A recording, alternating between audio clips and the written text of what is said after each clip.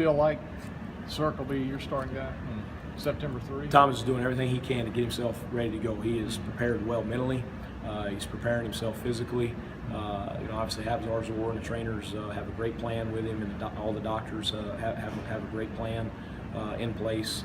But Thomas has done everything himself, to put himself in a position to be our starter September 3rd. And I don't put anything past Thomas Cirque. That's who he is.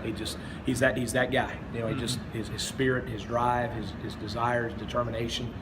When he sets his mind to something, he gets it done. One of the criticisms of Thomas was he's dropping off too much, but the other side of that is you weren't getting the yards after the catches. Has that been something you've addressed this year? Thomas is a guy that really understands where to go with the football, and sometimes the coverage dictates that.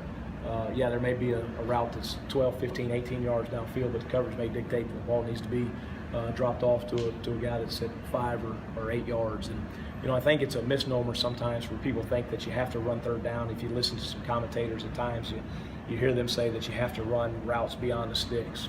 Well, when you do those things, those are teams that give up a bunch of sacks because the quarterback, all he's doing is looking at the back of people's heads. So there's a timing and a rhythm to the passing game, and Thomas really understands the timing and the rhythm of that passing game.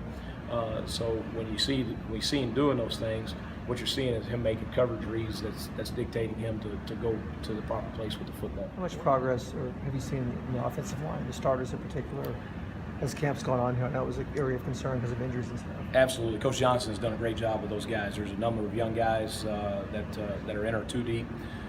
Zach Baker has really solidified himself there at the left guard position, has had a really good camp.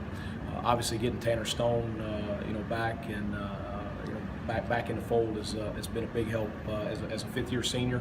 A guy that's played a lot of football for us, and getting him back right there to the right guard. And then you have 2 returning starters there, and Gabe Brander and Casey Blazer at tackle, and then Austin Davis, who's a veteran football player, has really done a nice job at the center position and really solidified that position. And he himself and Zach Harmon, who's a guy that we've moved around a couple of different positions. He's played a little center for us, played a little right guard for us. He's kind of the sixth man right now, if you will. But we really feel like we've developed a lot of depth. Sterling Corona's had a nice camp, as well as Christian Harris. So those are really our top 8 guys right now. But the depth has really improved. Really feel like we've got more guys that can go in the game and help us win on Saturdays than where we were when we first started. Certainly, we feel like that is a position of quality depth. Coach Boyette likes to call it the stable, and in his mind, he's got a room full of horses, and we're going to put those guys out there on the field, and we've got a number of guys at the running back position and go help us win. Some pretty high expectations for Bracey, and how far behind has he gotten now with the hamstring? Obviously it's tough. Anytime a freshman comes in and can't do all the things that he had it in his mind that he was going to do, but you've seen flashes from Scott Bracey that everybody I'm sure probably knows. He's a really good talent. Unfortunately, he did have the hamstring, and he's coming back from it. And anytime you have a hamstring, you want to be smart with that. Because if you come back too fast with a hamstring, it can be a lingering issue all year long. So the goal there is to get it completely healthy. But Scott is really intelligent.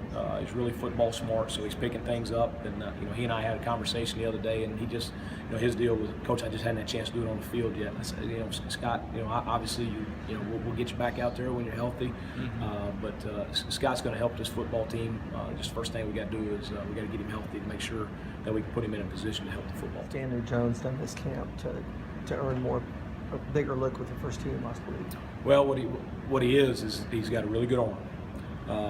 He's got a natural stroke. He's very accurate. He's got a strong arm. He's big. He's mobile.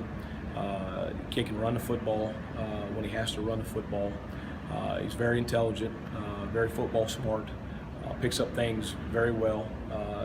We got a couple older guys in the position, so we're giving those guys some checks.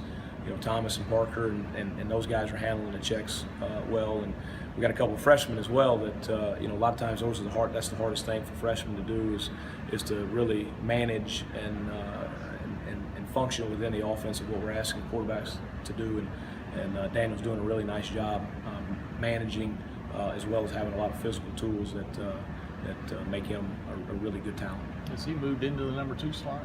behind Sir Daniel, or is Parker still? Would you consider? Well, that's still an ongoing battle, Okay. obviously, but Daniel has done a lot of really good things. Parker's done good things, but Daniel certainly has done a lot of really good things to put himself in a position come September 3rd to earn some playing time. You been the boxer, or do you like to be downstairs? No, I'll be up. I'll be up. You'll be up. And until I became the special teams coordinator, I was up while we were here. You know, the first 5 years, and I can really see the game from up there. You know, and also you remove yourself, in my opinion, you remove yourself from some of the emotional things that happen on the sideline. Not that you know, we won't get emotional up in the box as well, but you know, you kind of remove yourself a little bit from some of the stuff that happens on the sideline and some of the excitement that you hear from the crowd.